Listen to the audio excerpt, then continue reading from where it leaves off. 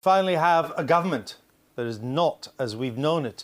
Two men at the top who actually seem to like each other. We're certainly not used to that.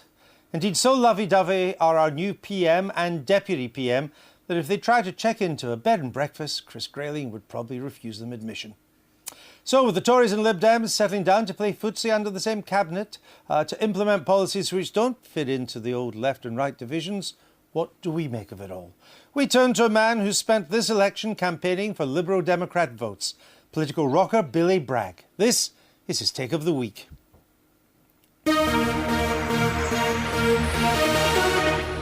Well, here we are in the first bright morning of the Cameron and Clegg show.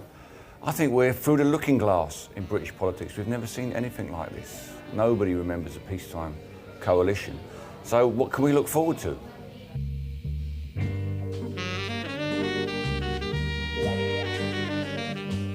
Well, I was campaigning for a tactical vote to get a reform parliament. And to tell you the truth, I am getting a bit of stick from people now that the Liberal Democrats who I voted for have gone into coalition with the Tories. But this isn't a Tory government. This is something different. Why am I not totally bereft by what's happened? Because David Cameron can now take on the nasty wing of his party with his new ally, Nick Clegg. And the outcome may be some things that I've campaigned for a long time to achieve. We all have our knee-jerk reactions to the idea of Cameron being in number 10. But what are we going to do if it turns out that the coalition are more progressive than New Labour on some issues?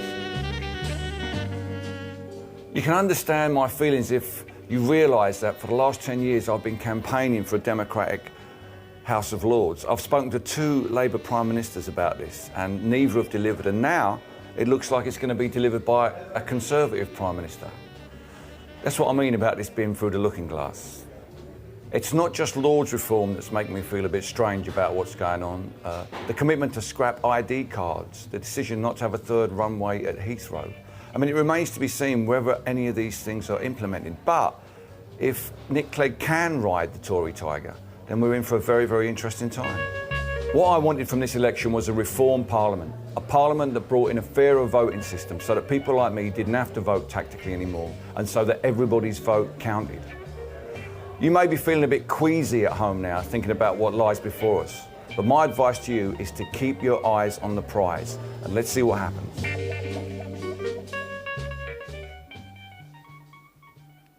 Billy Bragg from his magical wall to our magical studio. Welcome. And we're joined also by Julia Goldsworthy. Julia, let me start with you. Now, 4 weeks in a bitter battle against the Tories to save your seat. You lost to them in the end. How does it feel your party's now in government with them?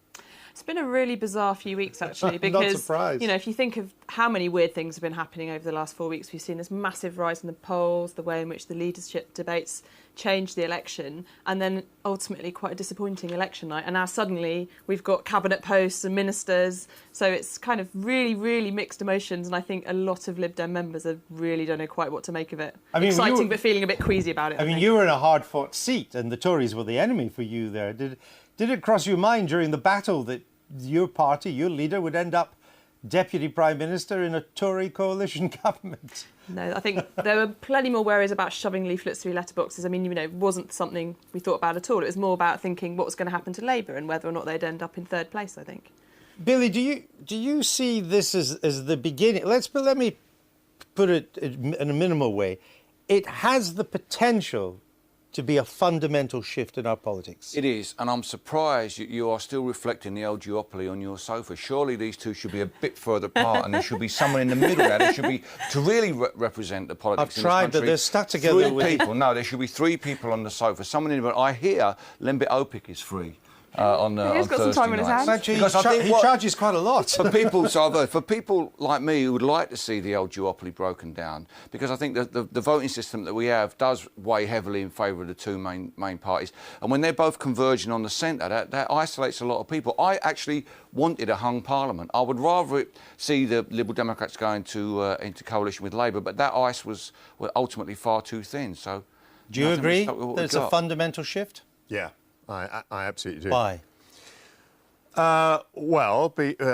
Firstly, because I think David Cameron is completing the revolution in the Conservative Party. He's using this to detoxify the brand. He's establishing the Conservative Party with the Liberal Democrats on the centre ground of politics. I think it would be very difficult indeed for Labour to wrest that ground away. Labour may want to be on the centre ground, but in that case there's no distinction, or they may want to go to the left, in which case I think they will be severely punished at the polls. There may well be a change to the voting system, and if there is, putting those two things together, you'll probably get a realignment of the parties, so that, you know, ultimately there'll be a kind of new Conservatives, which will be a centrist and somewhat right of centre party, but not as far right as some elements of it are today. So I think, yes, a lot is changing. You are prepared to put your long-held and traditional anti-Tory views behind you, or to freeze them, if you get the constitutional reform? No, I'm interested to see what happens, Andrew. I think the most significant thing about the election really was that the Conservatives failed a fourth time to win a majority in this country. That's got to put a huge question mark over their politics. The shadow of Thatcher hasn't left. I think many people, realising there are big cuts coming, thought about the idea of having a Tory government at that difficult time is really hard. I'm hopeful They that... swept England, though. It was Scotland and Wales that stopped them winning. That's true, but I mean, there is still, I think, a huge... progressive majority in this country who would respond very positively to a Labour Party that moved into the space that's now to the left of this coalition. So, hold on. You're happy to be in a Conservative alliance, but you want a more... No, I'm not happy with it. I would much You want a more left-wing Labour Party? How does that work? I'm interested in the situation we find. As I say, I wanted a hung parliament to break the old duopoly. We're seeing, hopefully, we're seeing a change at the next election, that we will have the whole of the centre of politics because of fair voting. So if it does what you wanted to do, you'll be happy. That's and the it will problem. Be a Conservative That's the government problem. that will have delivered This is the quandary I'm facing. Will it be the Liberal Democrats that will have delivered it? Well, That's a combination the of thing. both, but it's a majority Conservative government. No, but if Clegg comes out and he's delivered on electoral reform, and he's delivered on those changes, those more liberal changes to civil liberties, I think he'll come away, people will recognise that he's done something positive in the end. You may have noticed something quite unusual in this programme. Someone hasn't said a word. I wonder who that could be. Oh, it's you. Sorry. Are you just saddened by the whole event or shocked by Billy's line? I think Billy's being a little naive. I mean, one of the things about this new leadership is how post-meritocratic it is to posh white boys from the home counties. It's particularly on the Tory side. This is the least meritocratic leadership we've had since Alec Douglas-Hume. But the more fundamental, posh boys, isn't it? No. But the more fundamental point, Billy, is that people are forgetting how well the Labour vote held up. You said that the Tories swept England. Actually, in London, we contained the Tory swing. We swept out the BNP. We won a key Labour Lib Dem marginal.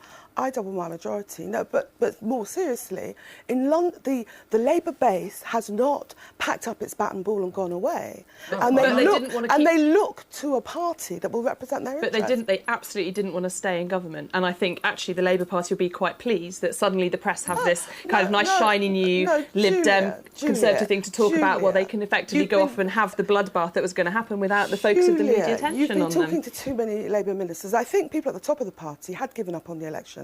But they were the ones at the negotiating table. A lot of us, well, the negotiations we'll come on to, but a lot of us fought very hard in this election because our people need a Labour government. Well, I understand, Billy. I spent a lot of time out in Barking and Dagenham, Diane, and people out there felt so left out by the Labour Party for the last 13 years that they were voting for the BNP. I mean, these were Labour voters going directly to the BNP. Billy, we managed to win them back. But if we don't start responding... Yeah, we did, because ultimately a lot of people realised, what a negative, divisive force they are. But we still need to deal with the genuine concerns of people in places like Barking and Dagenham. There's no other party that can deal with those problems. Let me come back to Mr Cameron, because he is the new Prime Minister. Isn't what the coalition has allowed him to do is that it's allowed him to complete the modernisation of his party in one big step? Well, not necessarily. There may be more steps. But it certainly enabled him to seize the opportunity and to move forward very fast. Well, it puts the right in their place. It does. And he's